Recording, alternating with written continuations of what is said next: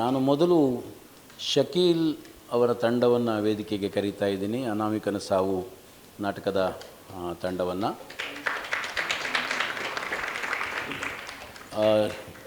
ಶಕೀಲ್, ವಿಶಾಲ್ ಮತ್ತು ಶೋಧನ್ ದಯವಿಟ್ಟು ವೇದಿಕೆಗೆ ಬರಬೇಕು ಅಂತ ವಿನಂತಿಸ್ಕೋತೇನೆ.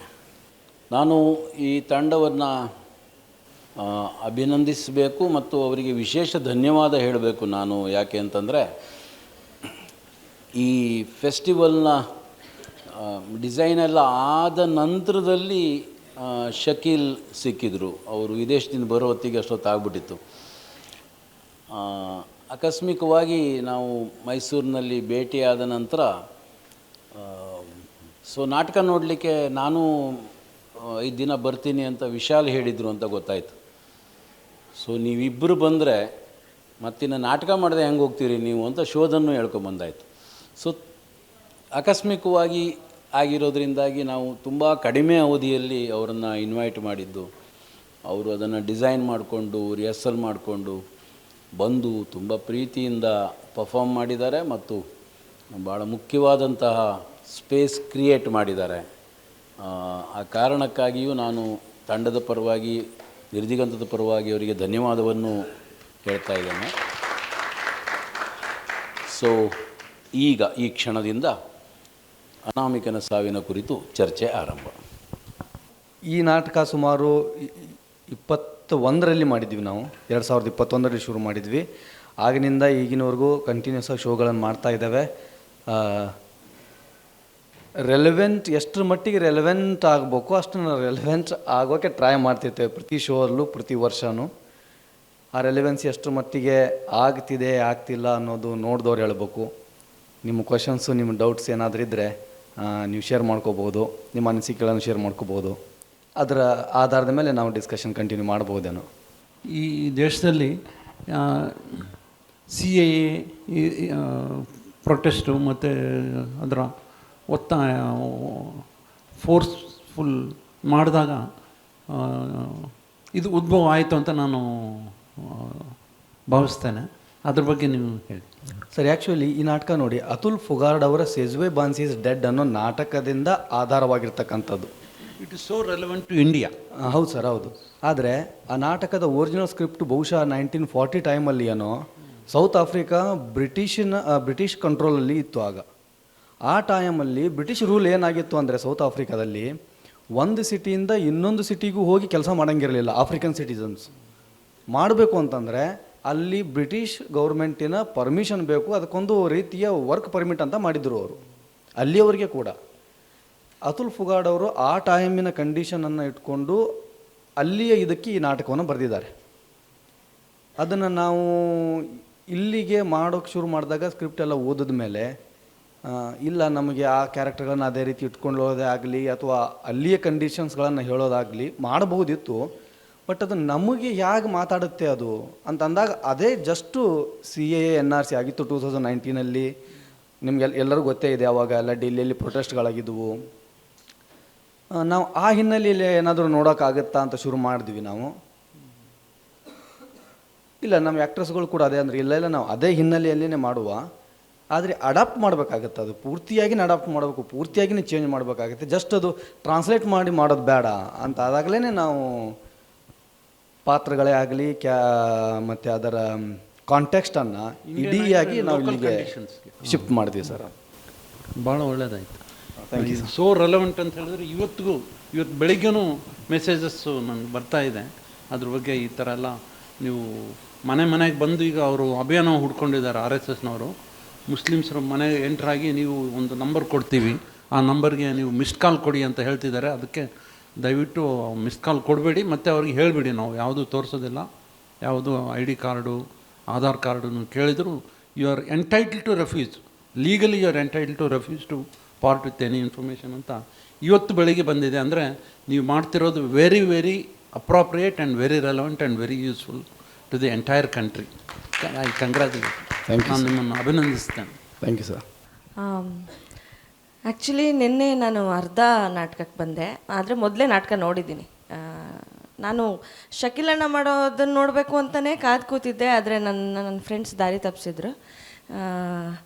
ಆಗಲಿ ಪರವಾಗಿಲ್ಲ, ಇನ್ನೊಂದು ಸತಿ ಯಾವಾಗಲಾದರೂ ನೋಡ್ತೀನಿ. ನನಗೆ ಇವರಿಬ್ಬರು ಬೇರೆ ಬೇರೆ ಊರವರು, ಅವರದೇ ಭಾಷೆ ಮಾತಾಡ್ತಾರೆ. ಅವರಿಬ್ಬರನ್ನ ಇಟ್ಕೊಂಡು ಹೆಂಗೆ ನಾಟಕ ಕಟ್ಟಿದ್ರಿ ಅದ್ರ ಬಗ್ಗೆ ಸ್ವಲ್ಪ ವಿವರಿಸಿ ನನಗೆ. ಅಂದರೆ ಸಾಧಾರಣವಾಗಿ ನಾವು ಎಲ್ಲ ನಟರನ್ನು ಒಂದೇ ಕಡೆಗೆ ಹೇಳ್ಕೊಂಬರ್ತಿರ್ತೀವಿ. ನಾವು ನೋಡಿರೋ ಅಷ್ಟು ನಾಟಕಗಳಲ್ಲಿ ಅಥವಾ ನಮ್ಮ ಸ್ಕೂಲಲ್ಲಾದ್ರೂ ಇದೇ ಭಾಷೆ ಮಾತಾಡಬೇಕು, ಹೀಗೆ ಮಾತಾಡಬೇಕು ಅಂತ ಭಾಳ ಕಟ್ಟುನಿಟ್ಟಾಗಿ ಹೇಳ್ಕೊಟ್ಟಿರೋದೇ ಜಾಸ್ತಿ.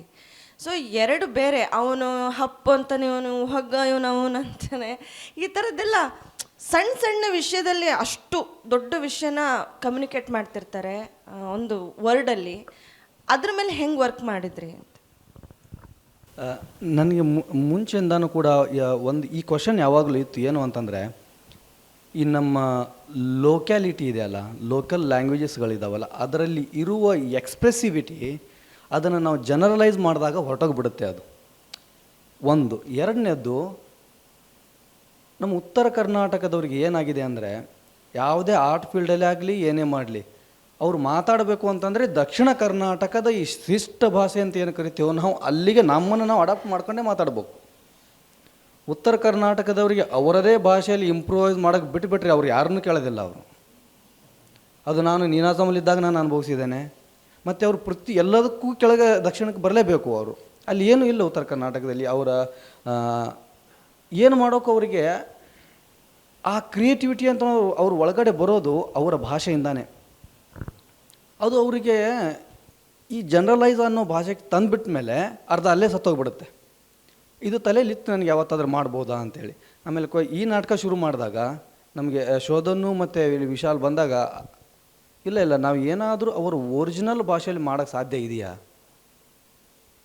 ಅದಕ್ಕೊಂದು ನಾವು ಜಸ್ಟಿಫಿಕೇಷನ್ ಕೊಟ್ಟೋಗ್ಬೇಕಲ್ಲ. ಈಗ ಕ್ಯಾರೆಕ್ಟರ್ಗಳು ಅಲ್ಲಿಂದ ಇಲ್ಲಿ ಕೆಲಸಕ್ಕೆ ಬರ್ತಾರೆ, ಯಾಕೆ ಏನು ಇಲ್ಲ ನಾವು ಬೆಂಗಳೂರಿಗೆ ಇವನು ಗುಲ್ಬರ್ಗದಿಂದ ಬೆಂಗಳೂರು ಕೆಲಸಕ್ಕೆ ಬರೋದು ಬೇಡ, ಗುಲ್ಬರ್ಗದಿಂದ ಕುಂದಾಪುರ ಕೆಲಸಕ್ಕೆ ಬರಲಿ. ನಾನು ಕುಂದಾಪುರದಲ್ಲಿ ಕೆಲಸ ಮಾಡುವಾಗ, ಕ್ಲಾಸಸ್ಗಳು ಮಾಡುವಾಗ ಅಲ್ಲಿ ನೋಡಿದ್ದೆ ಎಷ್ಟೋ ಜನ ಈ ರೋಡ್ ಪಕ್ಕ ಈ ಕಲ್ಲು ಹೊಡೆಯೋರೆಲ್ಲ ಉತ್ತರ ಕರ್ನಾಟಕ ಯಾದಗಿರಿ ಕಡೆಯವ್ರು ಬಂದು ಎಲ್ಲ ಕೆಲಸ ಮಾಡೋರು ಇದ್ದರು ಅವರು. ನಮ್ಗೆ ಆಗ ಅನಿಸಿದ್ದು, ಹೌದಲ್ಲ ಆಲ್ರೆಡಿ ಇದೆ ಅಲ್ವಾ, ಅಲ್ಲಿ ನಡೀತಾ ಇದೆ ಅಲ್ಲ, ಆ ಪಾಸಿಬಿಲಿಟಿ ಏನಾದರೂ ಮಾಡೋಕ್ಕಾಗತ್ತಾ ಅಂತ ಅವ್ರು ಕೇಳಿ ಸ್ಕ್ರಿಪ್ಟನ್ನು ನಾವು ಎಳೆ ಮಾತ್ರ ಇಟ್ಕೊಂಡಿದ್ವಿ. ಕತೆ ಹೀಗಾಗತ್ತೆ, ಒಬ್ಬನು ಹಿಂಗಿರ್ತಾನೆ, ಅವನು ಕೊನೆಗೆ ಹೆಲ್ಪ್ ತಗೊಳ್ಳೋಕ್ಕೆ ಅಂತ ಬರ್ತಾನೆ,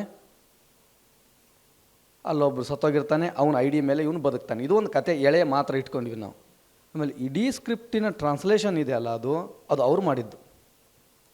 ನಾವು ಹೆಂಗೆ ಮಾಡ್ತಿದ್ವಿ ಅಂದರೆ, ಈ ಪ್ಯಾರಾಗ್ರಾಫ್ ಓದ್ತಾ ಇದ್ವಿ ಇಂಗ್ಲೀಷಲ್ಲಿ, ಈ ಪ್ಯಾರಾಗ್ರಾಫಿನ ಐಡಿಯಾ ಇದು, ಈಗ ಈ ಲೈನ್ ಇದೆಯಲ್ಲ ಇದು ಇಂಗ್ಲೀಷಲ್ಲಿ ಹೀಗಿದೆ, ಇದರ ಅರ್ಥ ಆ ನಟನ ಪರ್ಸನಲ್ ಲೋಕಲ್ ಭಾಷೆಯಲ್ಲಿ ಅದನ್ನು ಯಾವ ರೀತಿ ಎಕ್ಸ್ಪ್ರೆಸ್ ಮಾಡ್ತಾರೆ ಅವರು.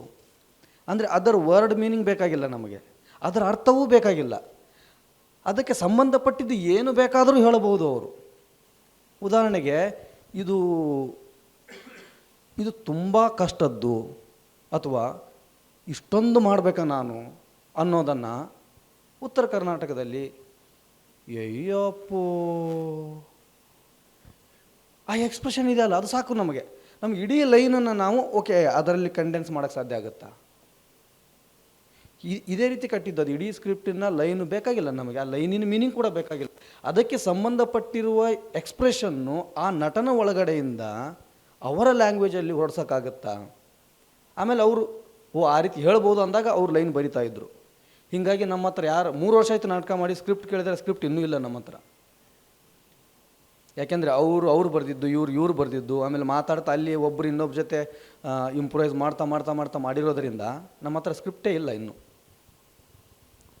ಸದ್ಯಕ್ಕೆ. ಅದು ಗೊತ್ತಿಲ್ಲ, ಅವರ ಆ್ಯಕ್ಟರ್ಸ್ಗಳ ಕೆಪ್ಯಾಸಿಟಿಯಿಂದಾಗಿ ಅದು ಬ್ಲೆಂಡು ಕೂಡ ಆಯಿತು. ಆಮೇಲೆ ಇಲ್ದಿದ್ರೆ ತುಂಬ ಆಭಾಸ ಆಗೋ ಚಾನ್ಸಸ್ಗಳಿದ್ವು. ಅದು ಅವರ ಕೆಪ್ಯಾಸಿಟಿ ಕೂಡ ಬಹುಶಃ ಅವ್ರು ಹೇಳಬೇಕು. ಈಗ ಅದನ್ನು ಮಾಡುವಾಗ ಅವ್ರು ಏನು ಅನುಭವಿಸಿದ್ರು ಬಹುಶಃ ಗೊತ್ತಿಲ್ಲ, ನಾನು ಡೈರೆಕ್ಟ್ರಾಗಿ ಹೇಳ್ಬೋದು ಮಾಡಿ ಅಂತ, ಬಟ್ ಹೇಳ್ತಿದ್ರೆ ಹೇಳಪ್ಪ. ಇಲ್ಲ, ಫಸ್ಟು ಶಕೀಲ್ ಡೈರೆಕ್ಷನ್ ಮಾಡ್ತಿದ್ದಾನೆ, ನೀನು ಆ್ಯಕ್ಟ್ ಮಾಡ್ತೀಯ ಅಂತ ಶಕೀಲ್ರು ಕೇಳಿದರು ನನಗೆ ಫಿಸಿಕಲ್ ಟ್ರೈನಿಂಗ್ ಅಷ್ಟು ನಾನು ಇದುವರೆಗೂ ಮಾಡಿ ಬಂದಿದ್ದಲ್ಲ. ನೀನಾಸಮಲ್ಲಿ ಇರಬೇಕಾದ್ರೂ ನನಗೆ ಈ ಏನಕ್ಕಪ್ಪ ಕೈ ಕಾಲೆಲ್ಲ ಆಡಿಸ್ತಾರೆ ಇದೆಲ್ಲ ಏನು ನನಗೆ ಆಗಲ್ಲ ಇದು ಅಂದ್ಕೊಂಡೇ ಇದು ಬಂದಿದ್ದು. ಅದು ನನಗೆ ಜಾಸ್ತಿ ವರ್ಕ್ ಆಗ್ತಿರಲಿಲ್ಲ. ಬಟ್ ಆಯಿತು ಇದೊಂದು ಎಕ್ಸ್ಪೀರಿಯೆನ್ಸ್ ಇರಲಿ ಅಂತ ಹೋದೆ. ಬಟ್ ಇವ್ರ ವರ್ಕ್ ನನಗೆ ವರ್ಕ್ ಆಯಿತು. ಅಂದರೆ ಒಂದು ಸತತವಾಗಿ 3-3.5 ಗಂಟೆ ಕಂಟಿನ್ಯೂಸ್ ವರ್ಕ್ ಮಾಡಿದ ಮೇಲೆ ನಾವೇನೋ ಒಂದು ಬಾಡಿ ಮೂಮೆಂಟ್ ಮಾಡಿದಾಗ ನಮಗೆ ಒಂದು ಅದರದ್ದು ಅದು ನಮ್ಮ ಬಾಡಿ ಏನೋ ಎಕ್ಸ್ಪ್ರೆಸ್ ಮಾಡ್ತಿದೆ, ಏನೋ ಹೇಳ್ತಾ ಇದೆ ಅನ್ಸೋಕ್ಕೆ ಶುರು ಆಗುತ್ತಿದೆಯಲ್ಲ, ಅದನ್ನು ನಾನು ಬೇರೆಯವ್ರಿಗೆ ಎಕ್ಸ್ಪ್ರೆಸ್ ಮಾಡೋಕ್ಕಾಗಲ್ಲ. ಅದು ನಮಗೆ ಆಗೋ ಎಕ್ಸ್ಪೀರಿಯೆನ್ಸ್ ಅದು. ಆ ಎಕ್ಸಸೈಸ್ ಎಲ್ಲ ಮಾಡ್ತಾ ಇರಬೇಕಾದ್ರೆ ನಾನು ರೋಡಲ್ಲಿ ನಡ್ಕೊಂಡು ಹೋಗ್ತಿದ್ರು ನನಗೆ ಬೇರೆ ಥರದ ಎಕ್ಸ್ಪೀರಿಯೆನ್ಸ್ ಆಗ್ತಾಯಿತ್ತು. ಸೊ ಈ ಎಕ್ಸ್ಪೀರಿಯೆನ್ಸನ್ನು ನಾನು ಶೇರ್ ಮಾಡ್ಕೊಳಕ್ಕಾಗಲ್ಲ. ಸೊ ಈ ಸತತವಾಗಿ ನಮಗೇನೋ 1 ತಿಂಗಳು ಇತ್ತಾ, ಎಷ್ಟು ಟೈಮ್ ಇತ್ತು ನಮಗೆ? 1 ತಿಂಗಳ ಟೈಮಲ್ಲಿ ನಾವು ಬರೀ 20 ದಿನ ಫುಲ್ ಎಕ್ಸಸೈಸು ಅದು ಇದನ್ನೇ ಮಾಡಿದ್ಬಿಟ್ರೆ 10 ದಿನದಲ್ಲಿ ನಾಟಕ ಕಟ್ಟೋ ಇದು ಶುರು ಆಯಿತು. ಕೊನೆಗೆ ಇವರು ಫಸ್ಟ್ ಯೋಚನೆ ಇದ್ದಿದ್ದು ನಾಟಕನ ಬೇರೆ ಬಾಡಿ ಮೂಮೆಂಟ್ ಮೂಲಕನೇ ಎಕ್ಸ್ಪ್ರೆಸ್ ಮಾಡಬೇಕು, ಇಡೀ ನಾಟಕನ, ಡೈಲಾಗ್ ಏನೂ ಇರಲ್ಲ ಅನ್ನೋ ಥರದ್ದು ಇವರ ಸ್ಟೈಲ್ ಆಫ್ ಇದರಲ್ಲೇ ಮಾಡಬೇಕು ಅಂತ ಅಂದ್ಕೊಂಡಿದ್ರು. ಬಟ್ ಅದಾಗಲಿಲ್ಲ. ಕಾರಣಾಂತರಗಳಿಂದ ಇವರು ರಿಯಲಿಸ್ಟಿಕ್ಕಿಗೆ ಬರಬೇಕಾಯ್ತು. ಹೆಂಗಿದೆ ಹಾಗೆ ಮಾಡಿಬಿಟ್ರಿ ಅಂತ ಅಂದರು. ಆಮೇಲೆ ಕೂತ್ಕೊಂಡ್ವಿ ಸ್ಕ್ರಿಪ್ಟಿಗೆ. 10 ದಿನ ಇತ್ತು, ಬಹುಶಃ 4 ದಿನ ನಾವು ಬರೀ ಸ್ಕ್ರಿಪ್ಟೇ ಬರಿತಾ ಕೂತ್ಕೊಂಡ್ವಿ. ಇನ್ನು 6 ದಿನದಲ್ಲಿ ನಾಟಕ ಕಟ್ಟಿರೋದು. ಬಟ್ ಅಲ್ಲಿವರೆಗೆ ಮಾಡಿರೋ ವರ್ಕ್ ಇದೆಯಲ್ಲ, ಅದು ನಾವು ನಟರು ತುಂಬ ಬ್ಲೆಂಡ್ ಆಗೋಕ್ಕೆ ಹೆಲ್ಪ್ ಆಯ್ತದು. ಏನೋ ಒಂದು ವರ್ಕ್ ಆಗ್ತಾಯಿತ್ತು. ನಾನು ನೋಡಿದ ಗೆಸ್ಚರು ಇನ್ನೊಂದೇನೋ ಅರ್ಥ ಹೊರಡಿಸ್ತಾ ಇತ್ತು, ಅಲ್ಲೇನೋ ವರ್ಕ್ ಆಗ್ತಾಯಿತ್ತು. ಆಮೇಲೆ ಭಾಷೆನೂ ಎಷ್ಟು ಅದು ಹೆಂಗೆ ವರ್ಕ್ ಆಯ್ತು ಅಂತ ನಮಗೂ ಗೊತ್ತಿಲ್ಲ. ಅವನ ಭಾಷೆನೂ ನನ್ನ ಭಾಷೆನೂ ತುಂಬ ಚೆನ್ನಾಗಿ ಅದು ಸೆಟ್ ಆಯ್ತದು ಇದು ಇಡೀ ಇದಕ್ಕೆ. ಸೊ ಹಿಂಗಿತ್ತು ಪ್ರೊಸೆಸ್.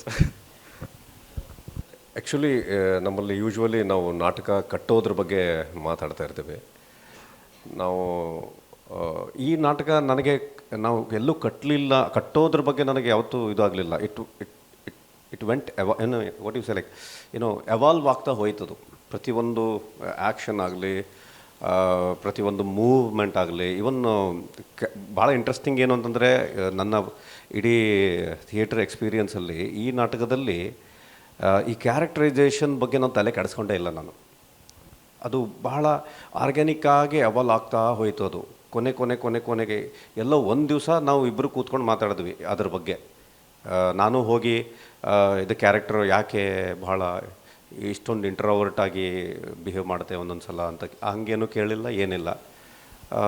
ಕೊನೆ ನಾಟಕ ರೆಡಿ ಆದಮೇಲೆ, ಶೋ ಆದಮೇಲೆ ಒಂದು ದಿವಸ ಕೂತ್ಕೊಂಡು ಮಾತಾಡುವಾಗ ಈ ವಿಷಯನ ನಾವು ಚರ್ಚೆ ಮಾಡಿದ್ವಿ. ಸೊ ತುಂಬ ಏನಂತಾರೆ, ಭಾಳ ತಲೆ ಓಡಿಸಿ ಹೆಂಗೆ ಮಾಡಬೇಕು ಹಂಗೆ ಮಾಡಬೇಕು ಅಂತ ಯಾವ ಇದಕ್ಕೂ ಗಂಟು ಬೀಳದೆ ಸ್ವಾಭಾವಿಕವಾಗಿ ಆ ಕ್ಷಣಕ್ಕೆ ಏನೇನು ಅನ್ನಿಸ್ತಿತ್ತೋ ಅದನ್ನು ನಾವು ರಿಯಾಕ್ಟ್ ಮಾಡ್ತಾ ಹೋದ್ವಿ. ಮತ್ತು ಶಕೀಲ್ ಜೊತೆ ನಂದು ಇದು 3-4 ನಾಟಕ ಆದವು. ಅವನು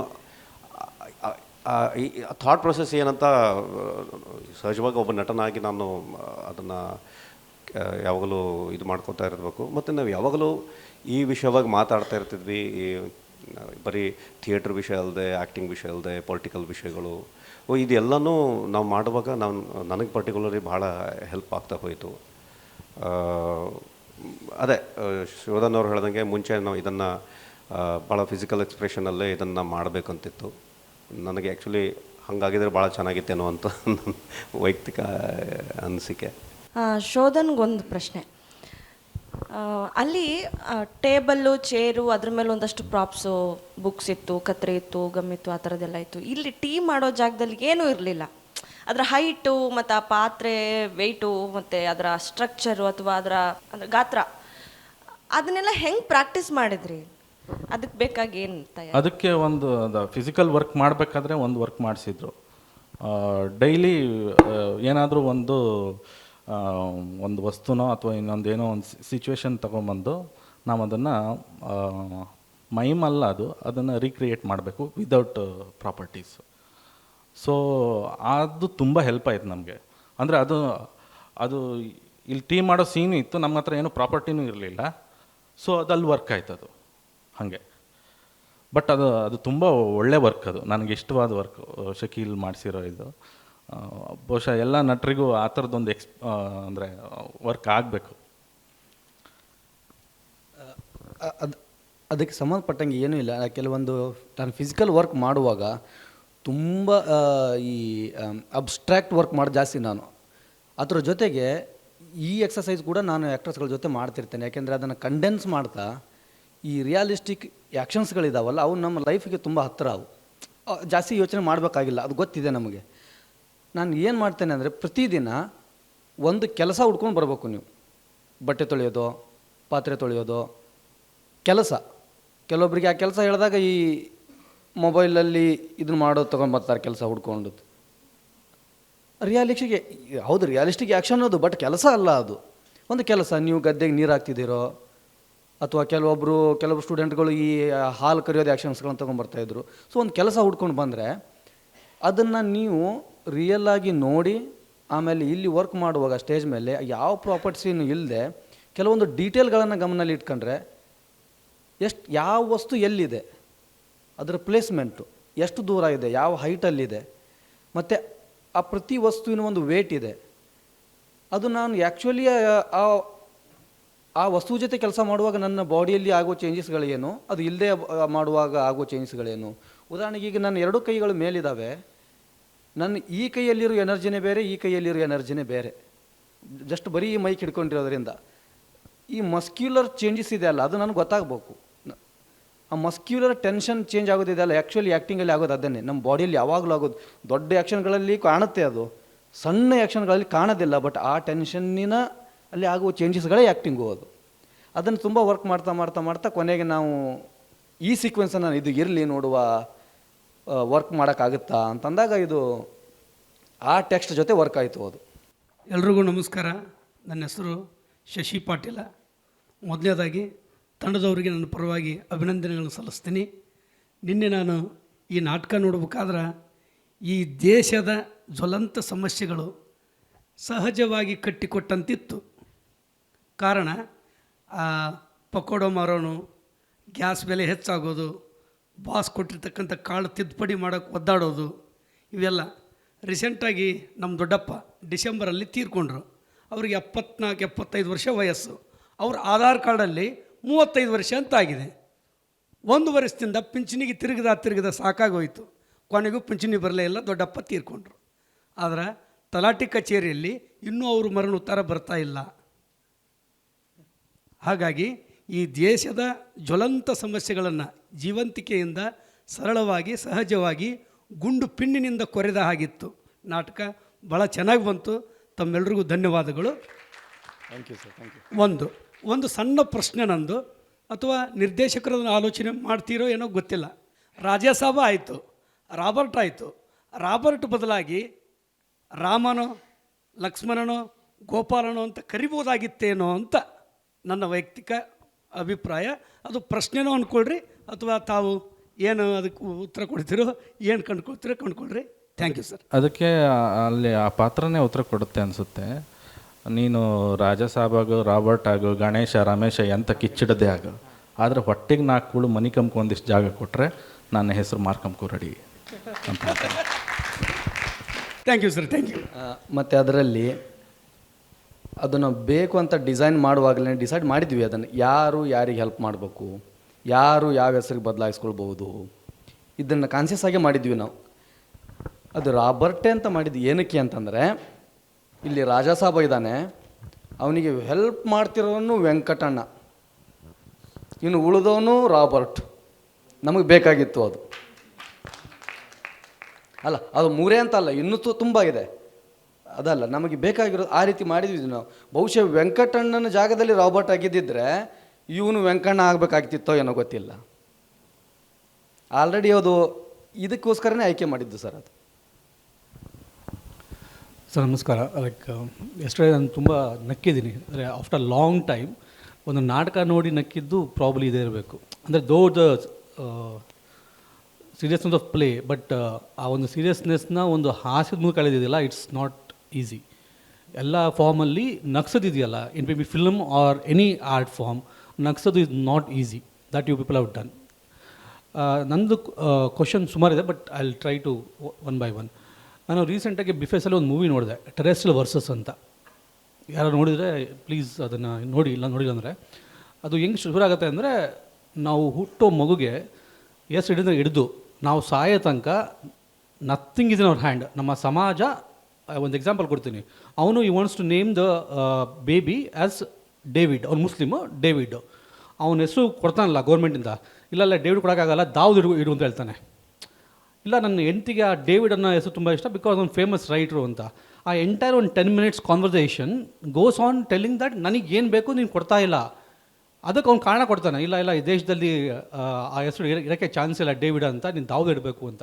ಸೊ ಯಾಕೆ ಹೇಳಿದೆ ಅಂದರೆ, ಅವ್ರು ಹೆಸರು ಹೇಳ್ತೀವಲ್ಲ, ಹೆಸರು ಇಸ್ ಐಡೆಂಟಿಟಿ ಆಗ್ಬಿಟ್ಟಿದೆ ಈಗ. ಮುಸ್ಲಿಮ್ ಅವರು ಹಿಂಗೆ ಹೆಸರು ಇಡಬೇಕು, ಹಿಂದೂರು ಹಿಂಗೆ ಹೆಸರು ಇಡಬೇಕು ಅಂತ. It is become like, it has to be like that. ನಂದು ಪ್ರಶ್ನೆ ಏನು ಅಂದರೆ, ಐಡೆಂಟಿ ಅದನ್ನು ಗಣೇಶ್ ಅವರಂದ್ರಲ್ಲ ಸುಬೋಧವರು, these are identities which has been created of your born. ನಮ್ಮ when it comes to the survival ಪ್ರಶ್ನೆ, ಅದು ಐಡೆಂಟಿಟಿ ಬೇಕಾ ನಮಗೆ? Whether it's Rama, Rahim, whatever it is, when it's a matter of your basic instincts of your survival, ನಿಮ್ಮ ಊಟ, ನಿಮ್ಮ ಮಲಗಕ್ಕೆ ಜಾಗ, ನಿಮ್ಮ ಫ್ಯಾಮಿಲಿ ಅಂತ ಬಂದಾಗ, we are ready to change the name, and that is the practicality. So what's your take on that? I am not sure we are ready to take any decisions straight away, like, okay, I'm ready to lose my identity. No, I'm not going to lose my identity at all. No, I'm not sure that that's easy to take the other identity or just to lose it. ನನಗೆ ಅದೇ ಅನಿಸುತ್ತೆ. ಅದಕ್ಕೇ ಕೊನೆಗೆ ಅವನು Robert ಆಗಿಬಿಡ್ತಾನೆ, but ತನ್ನ ಎರಡೂ ಬುಕ್ಗಳನ್ನು ಕೈಯಲ್ಲೇ ಹಿಡ್ಕೊಂಡು ಕೂತಿರ್ತಾನೆ ಅವನು.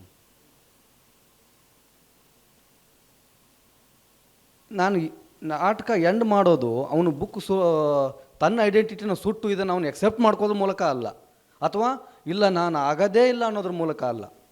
ಆಗಬಹುದು, ನಾನು ಚೇಂಜ್ ಆಗಬಹುದು, ಬದುಕೋದಕ್ಕೋಸ್ಕರ ಆಗಬಹುದು, ತೋರಿಸೋದಕ್ಕೋಸ್ಕರ ಆಗಬಹುದು, but actually who I am inside, I am, ನಾನು ಯಾರೋ ಅವನೇ ನಾನು. ಆ ಐಡೆಂಟಿಟಿನ ಚೇಂಜ್ ಮಾಡ್ಕೊಳ್ಳೇಬೇಕಾಗಿರೋ ಅವಶ್ಯಕತೆ, ಅಥವಾ ಅದು ಪರಿಸ್ಥಿತಿ ಬಗ್ಗೆ ಮಾತಾಡ್ತಿದ್ದೀವಿ ಬಿಟ್ಟರೆ, ನಾವು ಪರ್ಸನಲ್ ವ್ಯಕ್ತಿಯ ಒಂದು ಐಡೆಂಟಿಟಿ ಬೈ, ಅದು ನೀವು ಹೇಳಿದ್ರಲ್ಲ ಬೈ ಬರ್ತ್ ಬರುವಂಥದ್ದು ಅಂಥೇಳಿ, ಅದು ಯಾವುದನ್ನೇ ಆಗಲಿ ಆ ಕಾಂಟೆಕ್ಸ್ಟಲ್ಲಿ ಮಾತ್ರ ನೋಡಬೇಕು ಅಂತ ಅನಿಸುತ್ತೆ ಸರ್ ನನಗೆ. ಜನರಲೈಸ್ ಮಾಡೋದು ಭಾರಿ ಕಷ್ಟ. ಅದು my question was, these identities are not ours, it was given by our parents or by society. ಈಗ ನನ್ನೇ ನೀವು ಓಜಿಲ್ ನೋಡಿದ್ರೆ, ನೀವು I went back, usually I have this habit of going back and studying about ಓಜಿಲ್ ದೋಸ್ಟೆ. So ಎಲ್ಲದು, ಈಗ ನಮ್ಮ ಜಾತಿ, ನಮ್ಮ ಹೆಸರಿಂದ ಹಿಡಿದು ನಮ್ಮ ಜಾತಿ, ಧರ್ಮ, ದೇಶ ನಮಗೆ ಬೇರೆ ಕೊಟ್ಟಿದ್ದು ಅಥವಾ ಹೇರಿದ್ದು, ನಂಗೆ ಇಷ್ಟ ಆಗದೆ ಇರ್ಬೋದು, ಅದು ಇಷ್ಟ ಆಗ್ಬೋದು. ಸೊ ಅದನ್ನು ಮೀರಿ ಸಹ ನೀವು ಅಂದ್ರಲ್ಲ, ಹೂ ಆಮ್ ಐ, ಅದು ಪ್ರಶ್ನೆ ಬಂದಾಗ, I don't bother if I call Prayag or Fayaz, don't make any difference for me as long I am surviving in this bloody society. That's my fundamental question. It's very individual. Depend. ಕೆಲವೊಬ್ಬರಿಗೆ maybe I don't care about who I am, ಅಥವಾ ನನಗೆ ಬೇಕಾಗಿಲ್ಲ, ನಾನು ಯಾವ ಹೆಸರಿಂದ ಬೇಕಾದ್ರೆ ಕರೆದ್ರು okay, but sometimes no, ಅವರಿಗೆ ಬಹುಶಃ ಇಲ್ಲ ನಾ ಅವರಿಗೆ ಅವ್ರ ಹೆಸರಿಂದ ಕಳ್ಕೊಳ್ಳೋಕೆ ಇಷ್ಟ ಇಲ್ಲ ಅವರಿಗೆ. ಅಥವಾ ಇನ್ನೊಬ್ಬರಿಗೆ ಇಟ್ಸ್ ಓಕೆ, ನಾನು ಈ ರಾಜ್ಯದಲ್ಲಿ ಅಥವಾ ಇಲ್ಲಿ ನಾನು ಯಾವುದೇ ಹೆಸರಿಂದ ಇರ್ತೇನೆ, ಸರ್ವೈವ್ ಆಗೋಕ್ಕೋಸ್ಕರ ನಾನು ಹೆಸರು ಬದಲಾಯಿಸ್ಕೊಂಡು ನಾನು ಆ ಇದರಲ್ಲಿ ಇರಬಹುದು. ಇನ್ನೊಬ್ಬರಿಗೆ ಇಲ್ಲ, ನಾನು ಏನಾದರೂ ಕಡೆ ನಾನು ಅದರಲ್ಲೇ ಸಾಯ್ತೇನೆ. Look at the Palestine. No, they are not ready to lose their identity, their name or their anything. ಗೊತ್ತು, 75 ವರ್ಷದಿಂದ ಸಾಯ್ತಾನೆ ಇದ್ದಾರೆ ಅವರು. ಈಗ 50,000ಕ್ಕಿಂತ ಜಾಸ್ತಿ ಸತ್ತೋಗಿದ್ದಾರೆ. ಈಗಲೂ ಕೂಡ ನಾವಿಲ್ಲಿ ಮಾತುಕತೆ ಆಡೋದ್ರೊಳಗಾಗಿ ಪ್ರತಿ 10 ನಿಮಿಷಕ್ಕೆ ಒಂದು ಮಗು ಸಾಯ್ತಿದೆ ಅಲ್ಲಿ. But they are not ready to surrender. It's their choice. ಅದು ಆಯ್ಕೆಯ ಪ್ರಶ್ನೆ ಕೂಡ ಹೌದು ಅದು.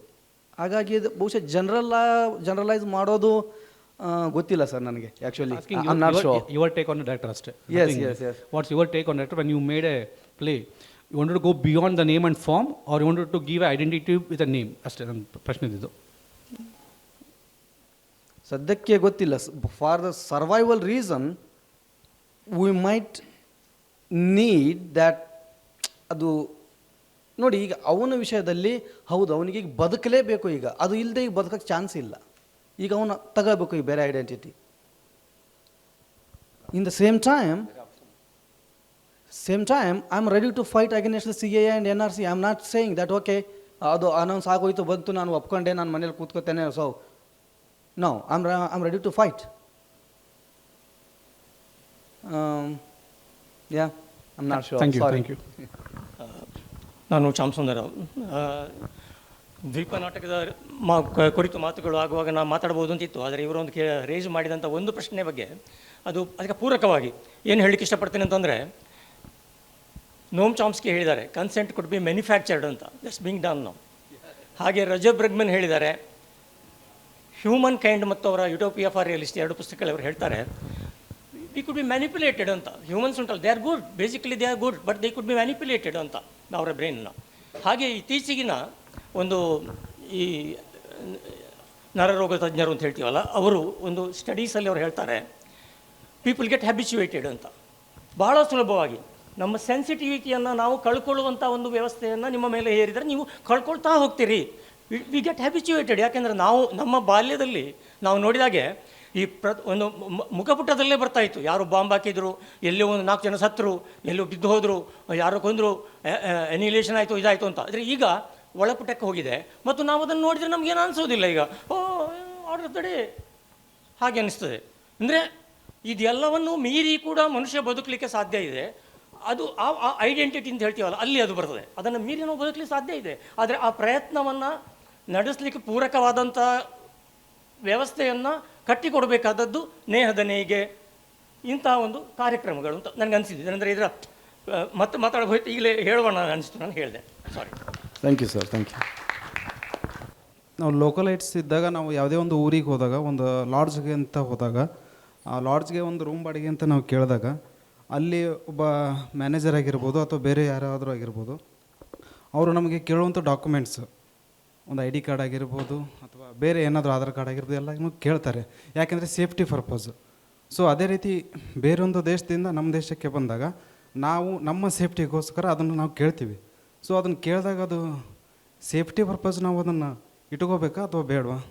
ಅಲ್ಲ, ಅಫ್ಕೋರ್ಸ್ ಹೌದು.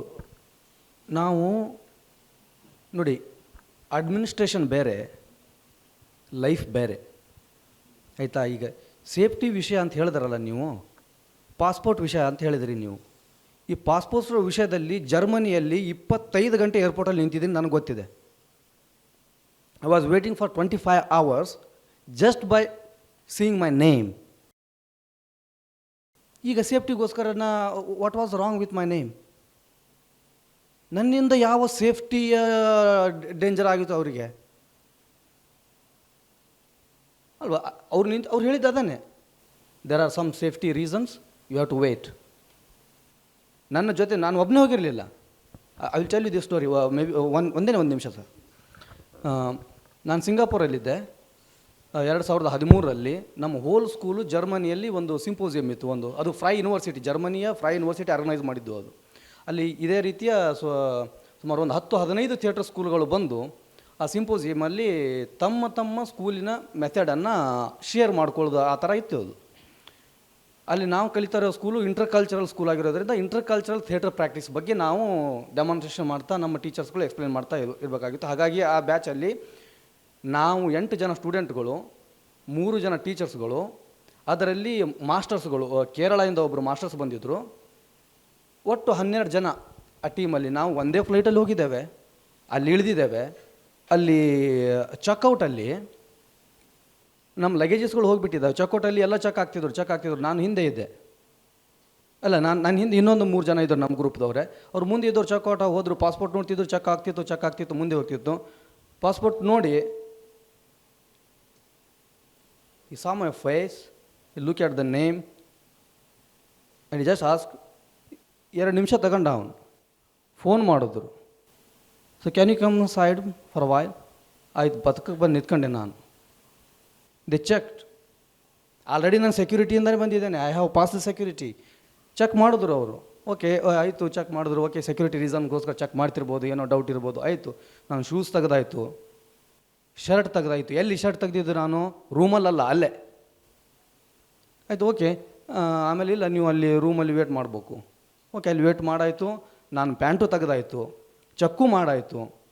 ಆಮೇಲೆ ನೀವು ಈ ರೂಮಲ್ಲಿ ಇರಿ, ಬರ್ತಾರೆ. 16 hours ಒಬ್ಬರು ಬರಲಿಲ್ಲ. ನನ್ನ ಜೊತೆ ಇದ್ದವ್ರು ಹೋಗಿದ್ದಾರೆ, ಹೇಗೆ ನಿಂತಿದ್ದಾರೆ ನೋಡ್ತಿರ್ತಾರೆ ಅವರು. ಅವ್ರು ಬಂದು ಕನ್ವಿನ್ಸ್ ಮಾಡೋಕೆ ಹೇಳ್ತಾರೆ, ಇಲ್ಲ ನೀವು ಹೋಗ್ತಾ ಇರಬೇಕು. 16 hours ಆದಮೇಲೆ ಬಂದರು. ಕೇಳಿದ್ರು, ಎಲ್ಲಿ, ಸಿಂಗಾಪುರ್ಗೆ ಹೆಂಗೆ ಹೋದ್ರಿ ನೀವು? ಓಕೆ, ಒಬ್ಬ ಇಂಡಿಯನ್ನು, ನೀವು ಸಿಂಗಾಪುರ್ಗೆ ಎಲ್ಲಿ ಹೋದ್ರಿ?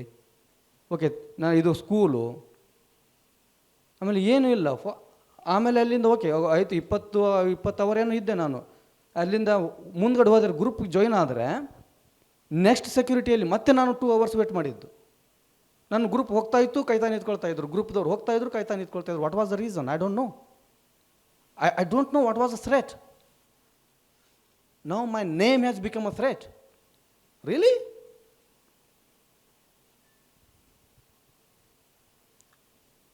I ask this question really to everyone. First day I told this. When I say hi, oh, it's fine. You say namaskara, namaste. You expect me to say namaste. If I reply in assalamu alaikum, no, it's not the same. No, we have to ask this question to ourselves. I don't think I have an answer. I just have the feelings, I just have the experiences, and it's not only me. All the Africans are facing the same question when they go to Europe. Same, ಯಾಕೆಂದರೆ ನನಗೆ ತುಂಬ Africans friends ಇದ್ದಾರೆ. ಅವರು ಅನುಭವಿಸಿದ್ದು ನೋಡಿದ್ದೇನೆ ನಾನು ಯುರೋಪಲ್ಲಿ. ನಾನು ತುಂಬ ಯುರೋಪಿಗೆ ಟೂರ್ ಮಾಡುವಾಗ ಅವ್ರು ಎಷ್ಟೆಷ್ಟು ದಿನ ವೀಸಾ ಸಿಕ್ಕು ಅಲ್ಲಿಗೆ ಹೋಗಿದ ಮೇಲೆ ಎಲ್ಲ ಕ್ಲಿಯರ್ ಆದ ಮೇಲೂ ಕೂಡ ಅವ್ರ ಮನೆಗಳಿಗೆ ವಿಸಿಟ್ ಆಗ್ತಾರೆ ಪೊಲೀಸು. ಹೌದು, ನೀವು ಅರ್ಥ ಆಗುತ್ತೆ, ಹೌದು ದೇಶದ ಸೆಕ್ಯೂರಿಟಿ ವಿಷಯ, ಅದು ಯಾರು ಬಂದಿದ್ದಾರೆ, ಅವ್ರು ಎಲ್ಲಿದ್ದಾರೆ. But it's not the question of, ನಿಮಗೆ ಬಹುಶಃ ಗೊತ್ತಿರ್ಬೋದು ಅಂದ್ಕೊಂಡಿದ್ದೇನೆ ಕತೆಗಳು. 1945ಗೂ ಮುಂಚೆ ಜರ್ಮನಿಯಲ್ಲಿ ಹಿಟ್ಲರ್ ಮಾಡಿದ್ದು ಇದೇ NRCನೇ. Same thing, to find out who are the Jews. ಅವ್ರನ್ನ ಹೇಗೆ ಒಂದು ಕಡೆ ನೀವು ತರ್ಬೋದು, ಹೇಗೆ ಅವ್ರನ್ನ ಕಂಟ್ರೋಲ್ ಮಾಡಬೇಕು ನೀವು ಅನ್ನೋದಕ್ಕೇ ಆಗಿದ್ದು ಅದು. ಆ ಕಥೆಗಳಿದ್ದಾವೆ ನಮ್ಮ ಮುಂದೆ, ಜೀವಂತವಾಗಿದ್ದಾವೆ. ನಾವು ಓಕೆ ಇದು ಹಾಗಾಗಲಿಕ್ಕಿಲ್ಲ, ನಾವು ಅದನ್ನು ಅನುಭವಿಸ್ಲಿಕ್ಕಿಲ್ಲ ಅಂತ ಅನ್ಬಹುದು. ಈಗ ಪಾಲೆಸ್ತೀನ್ಗೆ ಹೋದರೆ, ಪಾಲೆಸ್ತೀನಲ್ಲಿ ಈಗ ಸದ್ಯ ಎಷ್ಟು ಬದುಕಿದೆಯೋ Palestine, Gaza belt and West Bank ಅಂತ, ಅಲ್ಲಿರುವ ಪ್ರತಿ ಮನೆಗಳ ಒಳಗಡೆ ಕ್ಯಾಮ್ರಾಗಳಿದ್ದಾವೆ ಟು ಮಾನಿಟರ್. ಸೊ ಈ ಎಲ್ಲ ಇಶ್ಯೂಗಳು ಏನಿದಾವೆ ನೋಡಿ, ಅದು ಒಂದು ರೀಸನ್ನು, ಸೆಕ್ಯೂರಿಟಿ ಪರ್ಪಸ್ ಅನ್ನೋದು ರೀಸನ್. ಅದಕ್ಕೋಸ್ಕರ ಕೆಲವೊಂದು ಅವಾಂತರಗಳು ಆಗಿದ್ದಾವೆ, ಕೆಲವು ಏನಂತಿರೋದು ಅದನ್ನು ಬಳಸ್ಕೊಂಡು ಮಿಸ್ಯೂಸ್ ಮಾಡ್ಕೊಂಡಿದ್ದು ಉದಾಹರಣೆಗಳು ಇದ್ದಾವೆ, ಇಲ್ಲ ಅಂತಲ್ಲ. ಬಟ್ ಅದರ ಹೆಸರಲ್ಲಿ ಜನರಲೈಸ್ ಮಾಡಿ ಇಡಿಯಾಗಿ ಅದನ್ನು ಒಂದು ಕೇಜ್ಗೆ ಹಾಕೋದಿದೆಯಲ್ಲ, ಅದು ಲೆಸ್ಟ್ ವೇಟ್ ಆ್ಯಂಡ್ ಸಿ. ಮತ್ತೆ ಅನೌನ್ಸ್ ಆಗ್ತಿದೆ ಅಲ್ಲ, ಮಾಡ್ತೇವೆ ಅಂತ ಹೇಳಿದಾರಲ್ಲ, ಎಲ್ಲರೂ ಫೇಸ್ ಮಾಡಲೇಬೇಕಿದೆ, ನೋಡುವ. ಸಮಜಿಯೇ ಅಲ್ಲಿ ಹೇಳಾಗಿದೆ ಈಗ. ಬಟ್ ನಿಮಗೆ ತಮಾಷೆ ಅನಿಸ್ಬೋದು, ಈಗ ಆಸಾಮಲ್ಲಿ ನನಗೆ ಇಷ್ಟ ಆಗೋದಿಲ್ಲ ನೋಡಿ ಈ ನಂಬರ್ಸ್ಗಳನ್ನು ಕೊಡೋಕ್ಕೆ, ಡೇಟಾಗಳನ್ನು ಕೊಡೋಕ್ಕೆ. ಓಕೆ, ನಮ್ಮ ನಾಟಕದ ಬಗ್ಗೆ ಮಾತಾಡುವ. ಒಂಚೂರು ಆಸಾಮಲ್ಲಿ ಆಗ್ತಿರುವ 2019 ಆಗಿರೋ ಘಟನೆಗಳನ್ನು ಒಂಚೂರು ಚೆಕ್ ಮಾಡಿ. ಇದೇ ಎವಿಡೆಂಟ್ ಇದೆ, ಯಾರ್ಯಾರನ್ನ ಹಿಡಿದಿದ್ದೀರಿ, ಯಾರನ್ನ ತೊಗೊಂಡೋಗಿ ಇಟ್ಟಿದ್ದೀರಿ. ಹೆಂಡತಿ ಹೊರಗಡೆ ಇದ್ದಾಳೆ, ಗಂಡ ಒಳಗಡೆ ಇದ್ದಾನೆ. ಇಬ್ಬರು ಮಕ್ಕಳಲ್ಲಿ ಒಬ್ಬರು ಮಕ್ಕಳು ಒಳಗಡೆ ಹಾಕಿದ್ದೀರಿ, ಒಬ್ಬರನ್ನ ಆಚೆ ಇಟ್ಟಿದ್ದೀರಿ, ಯಾಕೆಂದ್ರೆ ಡಾಕ್ಯುಮೆಂಟ್ ಇಲ್ಲ ಅಂತ. ಅವನಿಗೆ ಡಾಕ್ಯುಮೆಂಟ್ ಇದೆ, ಇವಳಿಗಿಲ್ವಂತೆ. ನೋಡಿ ಎಷ್ಟು ಜನ ಆಗಿದೆ, ಏನೇನು ಆಗ್ತಿದೆ ಆಸಾಮಲ್ಲಿ. ಬಟ್ ಸಿ ಇಟ್, ಒಬ್ಬ ನ್ಯೂಟ್ರಲ್ ಆಗಿದ್ಕೊಂಡು ನಾನು ನೋಡಿದಾಗ ಕಾಣುತ್ತೆ, ಒಂಚೂರು ಡಿಸ್ಟನ್ಸ್ ಮಾಡಿಕೊಂಡು ನೋಡಿದ್ರೆ. ಸೊ ಗೊತ್ತಿಲ್ಲ, ನಾವು ಅದೇ ಥರ ಆಗುತ್ತೋ ಅಥವಾ ಅದಕ್ಕಿಂತ ಇನ್ನೂ ಭಯಾನಕ ಲೆವೆಲ್ ಹೋಗೋದಿದೆಯೋ ಅಥವಾ ಏನೂ ಆಗದೇನೂ ಇರ್ಬೋದು, ಗೊತ್ತಿಲ್ಲ. ಅದೇ ಅವರು ಎಲ್ಲ ಹೇಳ್ದಂಗೆ, are we standing with each other? Question, are we? ಇಲ್ಲ, ನಾವು ಅವ್ರ ಮನೆಗೆ ತಾನೇ ಆಗಿದ್ದು, ಹೋಗ್ಲಿ ಹಿಡ್ಕೊಂಡು, ನಮಗೇನು, it's fine. Is question we have to ask. ಅದೊಂದು ಇದೆ ಅಲ್ವಾ, ಅವರು ಆ ದೇಶದಲ್ಲಿ ಅರೆಸ್ಟ್ ಮಾಡಿದಾಗ ನಾನು ತಲೆ ಕೆಡಿಸ್ಕೊಳ್ಳಿಲ್ಲ, ಯಾಕೆ ಆ ದೇಶದವರೆಲ್ಲ ಮಾಡಿದ್ದು. ಆಮೇಲೆ ಆ ರಾಜ್ಯದವ್ರಿಗೆ ಅರೆಸ್ಟ್ ಮಾಡಿದಾಗ ನಾನು ತಲೆ ಕೆಡಿಸ್ಕೊಳ್ಳಿಲ್ಲ, ಮಾತಾಡಲಿಲ್ಲ, ಯಾಕೆ ಆ ರಾಜ್ಯದಲ್ಲಿ ಆಗಿದ್ದು, ನಮ್ಮಲ್ಲಿ ಅಲ್ಲ. ಆಮೇಲೆ ನಮ್ಮ ಪಕ್ಕದ ಊರದವ್ರು ಹೊಡೆದಾಕಿದಾಗ ಇಟ್ಸ್ ಓಕೆ, ನಮ್ಮ ಊರು ಸೇಫ್ ಆಗಿದೆ. ನನ್ನ ಪಕ್ಕದ ಮನೆಯವನಿಗೆ ಬಂದಾಗ ಗಾಬರಿ ಆಗಿದೆ, ಬಿಟ್ಟರೆ ನಾನು ಯಾಕೆ, ಅವ್ರ ವಿಷಯ ಅದು. ಯಾವಾಗ ನನಗೆ ಬರುತ್ತೋ ನಾನು ತಿರುಗಿ ನೋಡಿದಾಗ ನನ್ನ ಪರವಾಗಿ ಮಾತಾಡೋಕ್ಕೆ ಯಾರೂ ಉಳಿದಿರಲಿಲ್ಲ. It's a ಜೂವಿಷ್ court. ಒಬ್ಬ ಜೂವಿಷ್ ಮಾತಾಡೋದಿದೆ ಇದ್ರ ಬಗ್ಗೆನೇ, ಹಿಟ್ಲರ್ ಟೈಮಲ್ಲಿ ಆಗಿದ್ದು ವಿಷಯ. It's repeating, history is repeating. ಬೇರೆ ಬೇರೆ ಫಾರ್ಮಲ್ಲಿ ರಿಪೀಟಿಂಗ್ ಆಗ್ತಿದೆ. ಫ್ಯಾಸಿಸಮ್ ಬೇರೆ ಬೇರೆ ರೀತಿಯಲ್ಲಿ ಬರ್ತಿದೆ. ನಮಗೆ ನೋಡೋ ಕಣ್ಣು ಬೇಕು, ಅರ್ಥ ಮಾಡ್ಕೊಳ್ಳೋ ಒಂದು ಮನಸ್ಸು ಬೇಕು ನಮಗೆ. We just hope for good. Thank you sir. ಅಲ್ಲ, ನಾವು ಬರೀ ಈ ಹೆಸರಿನ ಐಡೆಂಟಿಟಿ ಅಫ್ಕೋರ್ಸ್ ದೊಡ್ಡದು, ಅದಲ್ಲದೆ ನಮ್ಮ ಸುತ್ತಮುತ್ತನೇ ಈಗ ನಮ್ಮ ಸ್ನೇಹಿತರುಗಳಿಗೆ ಅಥವಾ ನಮಗೆ ಮನೆ ಕೊಡೋ ವಿಚಾರದಲ್ಲೂ ಕೂಡ ಅಲ್ಲೂ ಕೂಡ ನಮ್ಮ ಐಡೆಂಟಿಟಿ, ನಮ್ಮ ಆಧಾರ್ ಕಾರ್ಡ್ ಇದೆ, ರೇಷನ್ ಕಾರ್ಡ್ ಇದೆ, ಪಾಸ್ಪೋರ್ಟ್ ಇದೆ, ಆದರೆ ಮನೆ ಕೊಡಲ್ಲ. ಅಂಥ ವಿಷಯಗಳು ನಮಗೆ ಕಾಡೋದಿಲ್ಲ. ಒಂದು. ಎರಡನೇದು ಭಾಷೆ ಬಗ್ಗೆ ಮಾತಾಡ್ತಾರಲ್ಲ, ಅದು ಕೂಡ ದೊಡ್ಡ ಸಮಸ್ಯೆ ನಮಗೆ. ನಾವು ಗುಲ್ಬರ್ಗದಿಂದ ಹೊಸತರಲ್ಲಿ ಈ ಕಡೆ ಬಂದಾಗ ಒಂದು ಸಲ ಮೈಸೂರಿಂದ ಬೆಂಗಳೂರಿಗೆ ಬರುವಾಗ ಸಿಕ್ಕಾಪಟ್ಟೆ ಸಮಸ್ಯೆ ಆಗ್ಬಿಡುತ್ತೆ. ಬರೀ ನನ್ನ ಫ್ರೆಂಡ್ ಒಬ್ಬ ಎದುರುಗಡೆ ಕೂತವನಿಗೆ ಸ್ವಲ್ಪ ಕಾಲು ಟಚ್ ಆಗಿತ್ತು. ಅವನು ಯಾವುದೋ ಪೊಲೀಸ್ ಡಿಪಾರ್ಟ್ಮೆಂಟಲ್ಲಿ ಹೈಯರ್ ಅಥಾರಿಟಿಯಲ್ಲಿ ರಿಟೈರ್ಡ್ ಆದವನು. ಅವ್ನು ಸಾರಿ ಅಂತ ಕೇಳ್ದ, ಯಾವ್ರು ನಿಮ್ಮದು ಅಂತ ಕೇಳ್ದ. ಹಿಂಗೆ ಹೇಳಿದ್ವಿ, ನಿಮ್ಮ ಬೈಲ್ ಸ್ವಿಮ್ಮರ್ ಅಂತವ್ರು ಏನು ಶುರು ಮಾಡ್ಕೊಂಬಿಟ್ಟ. ಪೊಲೀಸ್ ಸ್ಟೇಷನ್ ಕರ್ಕೊಂಡು ಹೋದ ನಮ್ಮನ್ನು. ಅಲ್ಲಿ ಹೋಗಿ ಒಂದು ಅರ್ಧ ಗಂಟೆ ನಿಲ್ಲಿಸಿ, ಆಮೇಲೆ ಬಸ್ನವರೆಲ್ಲ ರಿಕ್ವೆಸ್ಟ್ ಮಾಡಿಕೊಂಡ್ರು, ಮತ್ತು ಬಸ್ಸಲ್ಲಿ ವಾಪಸ್ ಕೂರಿಸು, ಇಷ್ಟೆಲ್ಲ ಕತೆ ಆಯಿತು. ನಾವು ಬರೀ ಈ ಹೆಸರು ಬಿಡಿ, ಇದು ಈಗ ಇಂಡಿವಿಜುವಲ್ ಇದೆ, ನಾವು ಯೋಚನೆ ಮಾಡ್ತಾಯಿಲ್ಲ. ನಾವು ಅವ್ರು ಈಗಲೇ ಹೇಳಿದ್ರಲ್ಲ, ಹಂಗಾಗಿದೆ ಅದು. ನಾವು ಈಗ ಎಲ್ಲನೂ ಆರಾಮಾಗಿ ನಡೀತಾ ಇದೆ, ಸಬ್ ಚಂಗಾಸಿ ಅನ್ನೋ ಲೆಕ್ಕದಲ್ಲಿ ಇದ್ದೀವಿ. ಈಗ ಆ ಕ್ಷಣಕ್ಕೇನೋ ಹಂಗಾಗಬಾರ್ದಿತ್ತು ಅಂತೀವಿ ಹೊರತಾಗಿ, ಅದನ್ನು ಆ ಕ್ಷಣಕ್ಕೆ ಎಷ್ಟು ಸ್ಟ್ರಾಂಗಾಗಿ ರಿಯಾಕ್ಟ್ ಮಾಡಬೇಕೋ ಅದು ನಾವು ಮಾಡದಿದ್ದಕ್ಕೆ ಇಲ್ಲಿವರೆಗೂ ಬಂದಿದೆ ಅದು. ಅದೇ ಈಗ ನಾವು ಎಲ್ರಿಗೂ ಹೇಳೋಕ್ಕಾಗೋದಿಲ್ಲ, ನೀವು ಎಚ್ಚೆತ್ಕೊಳ್ಳಿ ಅಂತ. ಅದು ಪ್ರತಿಯೊಬ್ಬರ ಜವಾಬ್ದಾರಿ ಕೂಡ. ನಾವು ಯಾವತ್ತು ಪರ್ಸ್ನಲೈಸ್ ಮಾಡ್ಕೊಂಡು ನೋಡಿದಾಗಲೇ ನಮಗೆ ಪರಿಸ್ಥಿತಿ ಏನು ಅಂತ ಅರ್ಥ ಆಗುತ್ತೆ. ಮತ್ತು ಅದೇ ಇನ್ಫಾರ್ಮೇಷನ್ ಕಲೆಕ್ಟ್ ಮಾಡ್ಕೊಳ್ಳೋದು ನಾವು ಭಾಳ ಇಂಪಾರ್ಟೆಂಟು. ಇಲ್ಲಾಂದರೆ ಭಾಳ ಬಯಸಡಾಗೆ ನೋಡೋಕ್ಕೆ ಶುರು ಮಾಡಿಬಿಡ್ತೀವಿ. ಅಲ್ಲೇನೋ ನಡೆದಿರುತ್ತೆ, ಅದ್ರ ಬಗ್ಗೆ ಗೊತ್ತಿರೋದಿಲ್ಲ.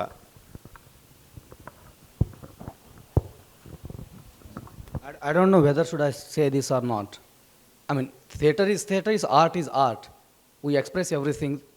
That's the only weapon, or that's the only thing we have. And personally for me, I know only this one. I can't do anything else. We have to question ourselves. ನೋಡಿ, ಅವ್ರು 75 ವರ್ಷ ಆಯಿತು ಅಂತ ಮದುವೆ ಆಗಿ ಅಂತೀರಿ ನೀವು. ಅವ್ರಿಗೆ ಒಂದು ಈಗ 85-90 ವರ್ಷ ಇದೆ ಅಂತಾದರೆ, ಇಲ್ಲಿ ಹುಟ್ಟಿ ಇಲ್ಲೇ ಬೆಳೆದು 90 ವರ್ಷ ಬದುಕಿ ಇಲ್ಲೇ ಉಸಿರಾಡ್ದವ್ರಿಗೆ ಈಗ ನನ್ನ ನಂಬರು, ನನ್ನ ಹೆಸರು ನಾನು ಪ್ರೂವ್ ಮಾಡಬೇಕು ಅಂತಂದರೆ ಯಾರಿಗೆ ಪ್ರೂವ್ ಮಾಡ್ತೀರಿ? ಯಾಕೆ ಪ್ರೂವ್ ಮಾಡ್ಬೇಕು ನಾನು? ಈ ಕ್ವಶನ್ ನಮ್ಗೆ ಆಗೋದೇ ಇಲ್ಲ. ಇದು ನಾವು ಮಾಡ್ಕೊಳ್ಳೋದೇ ಇಲ್ಲ. ನಾವು ಯಾವಾಗಲೂ ಇದನ್ನು ಭಾಳ ಸುಲಭವಾಗಿ ನಾನು ಹೇಳ್ಬಿಡ್ತೇನೆ. ಭಾಳ ಮೇಲ್ನೋಟಕ್ಕೆ ಇದು ಒಂದು ಹಿಂದೂ ಮುಸ್ಲಿಂ ಇಶ್ಯೂವಾಗಿ ನೋಡ್ತಿರ್ತೇವೆ ನಾವು. CAA NRC ಇದು ಇಸ್ಲಾಮಿಕ್, ಮುಸ್ಲಿಮರಿಗೆ ಸಂಬಂಧಪಟ್ಟಿದ್ದು. ಇಲ್ಲ, ಹಂಗಿಲ್ಲ. ಅದು ಒಂದು ಚೂರು ತುಂಬ ನೋಡಿ, ನಮ್ಮ ಎಲ್ಲರ ಮನೆಯಲ್ಲೂ ಇದೆ ಅದು. ಈಗ ಅದು 90 ವರ್ಷದ ನಮ್ಮ ಅವ್ವ ಹೋಗಿ ಅಲ್ಲಿ ಯಾರಿಗೂ ಪ್ರೂವ್ ಮಾಡಬೇಕು ಅಂತಂದ್ರೆ ಯಾಕೆ ಪ್ರೂವ್ ಮಾಡಬೇಕು? ಅವನು ಯಾರು ಕ್ವಶನ್ ಮಾಡ್ತೀರ ಅವನೀಗ ನನಗೆ ಅದನ್ನು ಪ್ರೂವ್ ಮಾಡಿ ಅಂತ? 10 ವರ್ಷ ಆಯಿತು ಮೇಲೆ ಬಂದು ನೀವು ನನ್ನನ್ನು 90 ವರ್ಷದವ್ರನ್ನ ಪ್ರೂವ್ ಮಾಡಿ ಅಂತಂದರೆ ಯಾವ ಸೆಕ್ಯೂರಿಟಿ? ನಮ್ಮವನಿಂದ ನಿಮಗೇನಂತ ಥ್ರೆಟ್ ಇದೆ ಈಗ? ರಿಯಲಿ ಇದು ತುಂಬ ಆ್ಯಕ್ಚುಲಿ ತುಂಬಾ ಕಾಡಬೇಕಾಗಿದ್ದು. ಅದು ಅಷ್ಟು ಆ ಲೆವೆಲಲ್ಲಿ ಕಾಡ್ತಾ ಇಲ್ಲ ಯಾರಿಗೂ. ನಾವು ಯೋಚನೆ ಮಾಡಬೇಕು ನಾವು. So I just want to tell you for your information, as a teacher ಆಗಿರುವಾಗ, ಗೌರ್ಮೆಂಟ್ ಸ್ಕೂಲಿನ ಟೀಚರ್ ಆಗಿರುವಾಗ, I was in prison for 8 days. I don't want to go in to the detail. I know what I have gone through they days. Thank you so much. ವಿಷಯ ಅಷ್ಟು ಅರ್ಧ ಗಂಟೆಯಲ್ಲಿ ಯಾರೋ ಏನೋ ಮಾಡಿ ಡಿಸ್ಕಷನ್ ಮಾಡಿ ಮುಗಿಸುವಂಥದ್ದು ಅಷ್ಟು ಸುಲಭ ಇಲ್ಲ. ಅದು ನಾವೆಲ್ಲರೂ ಎಲ್ಲ ಕಡೆ ಸಾಧ್ಯ ಆಗುವ ರೀತಿಯಲ್ಲಿ ಮಾತಾಡಬೇಕಿದೆ, ಡಿಸ್ಕಸ್ ಮಾಡಬೇಕಿದೆ, ಅದಕ್ಕೆ ಅನಲೈಸ್ ಮಾಡ್ಕೊಳ್ಬೇಕಿದೆ. ನಾವಲ್ಲ, ಇಡೀ ಹೋಲ್ ದೇಶವೇ ಇದ್ರ ಬಗ್ಗೆ ಈಗ ಮಾತಾಡಬೇಕಿದೆ, ಕ್ವಶನ್ ಮಾಡ್ಕೊಳ್ಬೇಕಿದೆ. We hope everything will be all right. Thank you. ಚರ್ಚೆ ಆರಂಭ ಆಗೋದಕ್ಕೊಂದು ನೆವ ಅಂತ ಇಟ್ಟಿದ್ದು. ಹಾಗಾಗಿ ಇಲ್ಲಿಗೆ ಚರ್ಚೆ ಮುಗಿಯಲ್ಲ, ಮತ್ತು ಇದು ಚರ್ಚಿಸಲೇಬೇಕಾಗಿರೋದು. ಮತ್ತು ಕೆಲವು ಸಾರಿ ಏನಾಗುತ್ತೆ ಅಂದರೆ, ಚರ್ಚಿಸಲೇಬೇಕಾದ ಸಂಗತಿಗಳನ್ನು ನಾವು ಕೆಲವು ಸಾರಿ ಅಂಡರ್ಲೈನ್ ಮಾಡಬೇಕಾಗತ್ತೆ. ಹಾಗಾಗಿ ಈ ಅರ್ಧ ಗಂಟೆ ನಾವು ಜಸ್ಟ್ ಅಂಡರ್ಲೈನ್ ಮಾಡಿದ್ದಷ್ಟೇ. ಇದು ಕಂಟಿನ್ಯೂ ಆಗಬೇಕು. ಮತ್ತು ಹೊರಗಡೆಯೂ ನಾವೆಲ್ಲ ಸೇರಿ ಮತ್ತೆ ಈ ಕುರಿತು ಚರ್ಚೆ ಮಾಡೋಣ. ಮತ್ತು ಇಡೀ ನಾಟಕ ಇನ್ನೂ ಬೇರೆ ಬೇರೆ ಲೇಯರ್ನಲ್ಲಿ ಮಾತಾಡುತ್ತೆ. ಉದಾಹರಣೆಗೆ ನಾಟಕ ಮುಗಿತಾ ಹೋದಂಗೆ ನಮಗೆ ಡೌಟ್ ಬರೋಕ್ಕೆ ಶುರುವಾಗುತ್ತೆ. ವೆಂಕಟಣ್ಣ ಅಲ್ಲ, ಅವನು ಇನ್ಯಾರೋ ಆಗಿರ್ಬೋದು. ಅರ್ಥ ಆಯ್ತಾ? ಅದು ಅದು ಅದು ಎಷ್ಟು ಸೂಕ್ಷ್ಮವಾಗಿ ಮಾತಾಡತ್ತೆ ಅಂತಂದರೆ ಅವನಿಗೆ ಮಾತ್ರ ಗೊತ್ತಾಗತ್ತೆ ಅದು. ನೀವು ಮತ್ತೆ ಶೋಧನೆ ಮಾಡ್ಕೊಂಡು ಹೊರಟ್ರೆ ಈ ಶೋಧನ ಯಾರು ಅಂತ ಗೊತ್ತಾಗಕ್ಕೆ ಶುರುವಾಗತ್ತೆ. ಅಷ್ಟು ಲೇಯರ್ಸ್ ಇದೆ ಅದ್ರ ಒಳಗಡೆ. ಮತ್ತು ಇಷ್ಟು ಪೇಯ್ನನ್ನು ಶಕೀಲ್ ಒಂದು ಕಾಮಿಕ್ ಪರ್ಸೆಪ್ಷನ್ ಆಫ್ ಲೈಫ್ನ ಮೂಲಕ ಕಟ್ಟೋದಿದೆಯಲ್ಲ, ಅದು ಚಾರ್ಲಿ ಚಾಪ್ಲಿನ್ ಮಾಡ್ತಿದ್ದ ಕೆಲಸದ ಆ ಲೆವೆಲ್ಗಿದೆ ಅದು. ಅದು ಸಿಕ್ಕಾಪಟ್ಟೆ. ಯಾಕೆಂದರೆ ಅತ್ಯಂತ ಸಿಟ್ಟು ಬಂದರೆ ನಗು ಬಹುಶಃ ಅದರ ಬೆಸ್ಟ್ ಎಕ್ಸ್ಪ್ರೆಷನ್ ಆಗುತ್ತೆ. ಅಂಥ ತುಂಬ ಸಂಗತಿಗಳನ್ನು ಈ ನಾಟಕ ಮಾತಾಡ್ತಾ ಇದೆ. ಮತ್ತು ಈ ನಾಟಕ ಮುಗಿಯಲ್ಲ, ಯಾಕೆಂದರೆ ಈ ನಾಟಕ ಇನ್ನೂ ಬೆಳೀಲಿಕ್ಕಿದೆ. ಮತ್ತು ತುಂಬ ಶೋಗಳನ್ನು ಇದು ಮಾಡಬೇಕು, ಮತ್ತು ನಾವು ಮತ್ತೆ ಚರ್ಚೆ ಮಾಡಬೇಕು. Thank you Shakeel, thank you Vishal, thank you Shodhan.